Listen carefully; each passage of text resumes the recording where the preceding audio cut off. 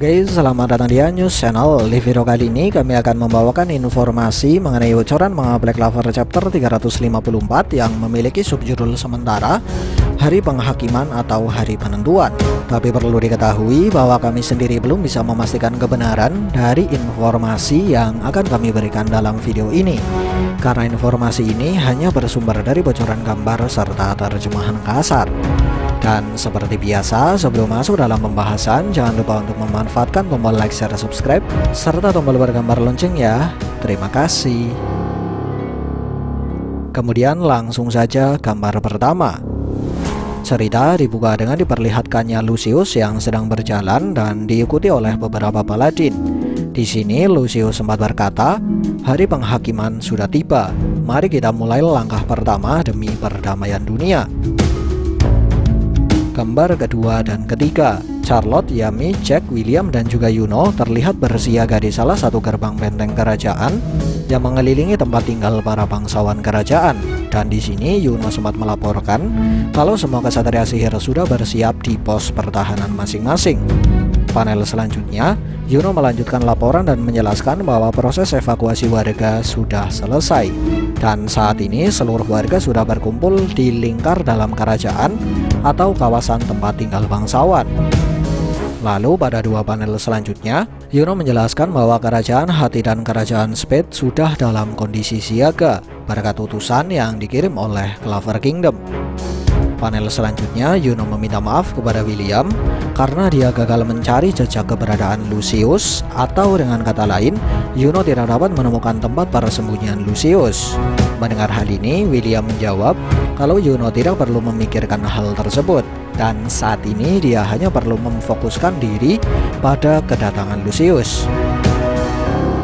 Gambar keempat dan kelima hanya memperlihatkan gambaran kerajaan Clover dan 4 skuad kesatria sihir beserta kapten mereka, di mana hal ini hanya menjelaskan bahwa seluruh kesatria sihir sudah siap untuk menyambut kedatangan Lucius.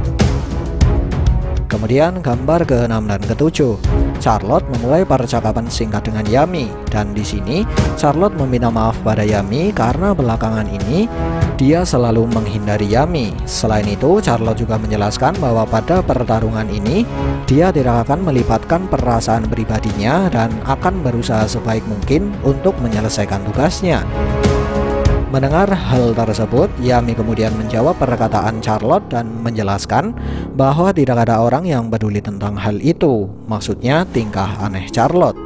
Sedikit tambahan, walau Yami berkata demikian, tapi faktanya di chapter sebelumnya Yami sempat menggelar ritual berjam-jam di toilet karena melihat tingkah aneh Charlotte dan mendengar cerita tentang Charlotte dari Vinral.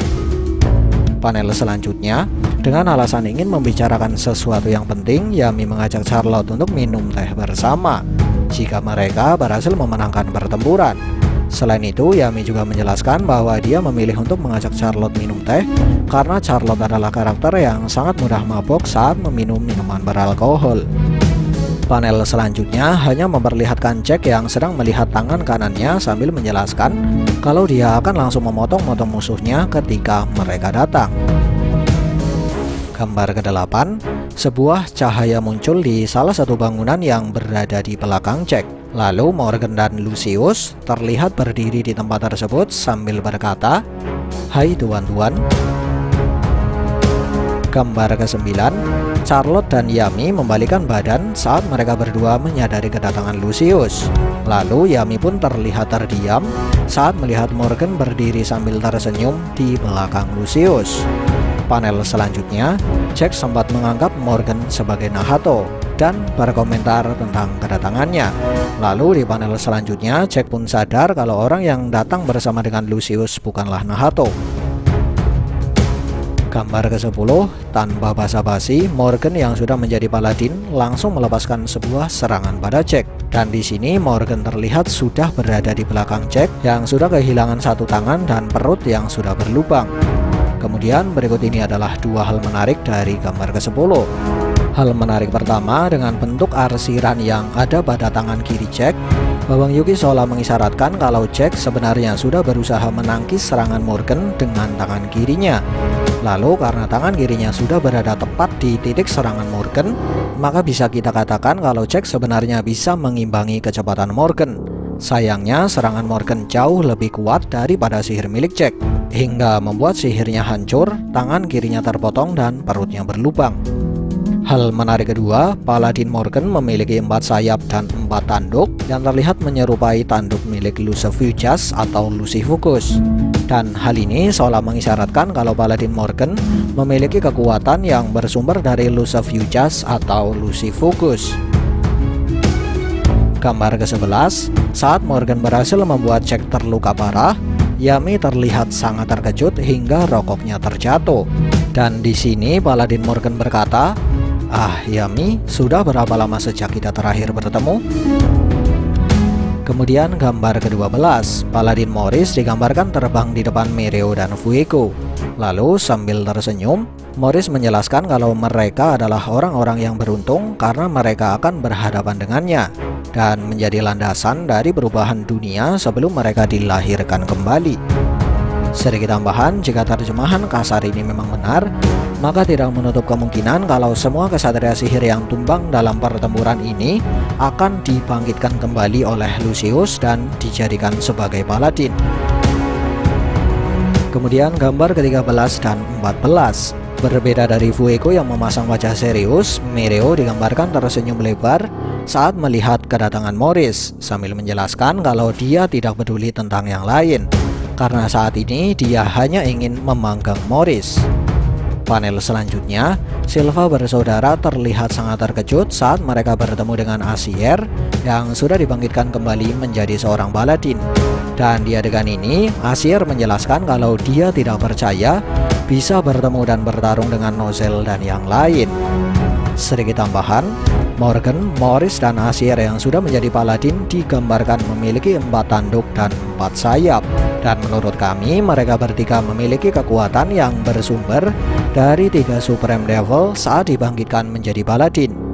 Lalu yang jadi pertanyaan sekarang, mengapa Sister Lily yang dirubah menjadi paladin dengan kekuatan Beelzebub hanya memiliki 2 tanduk?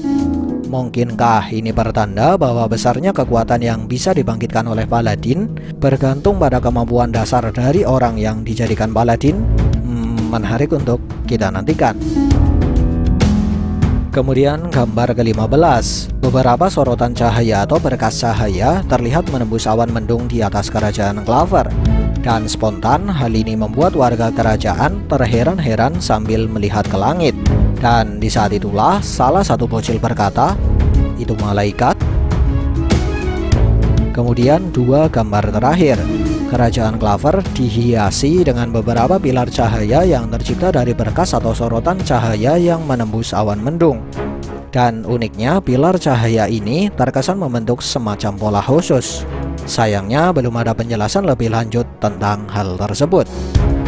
Lalu selain pilar cahaya, langit kerajaan Clover juga dihiasi dengan puluhan paladin yang terbang melingkar dan membentuk 2 lingkaran di atas kerajaan Clover, di mana hal ini seolah mengisyaratkan kalau mereka sedang menyiapkan sesuatu, seperti misalnya sebuah ritual terlarang untuk menyambut dunia baru. Di mana kami bisa terpikirkan hal ini karena gambaran pilar cahaya dan puluhan paladin yang menghiasi langit kerajaan Clover terkesan mirip dengan gambaran Empyrean Heaven yang ada di dalam kosmologi kuno.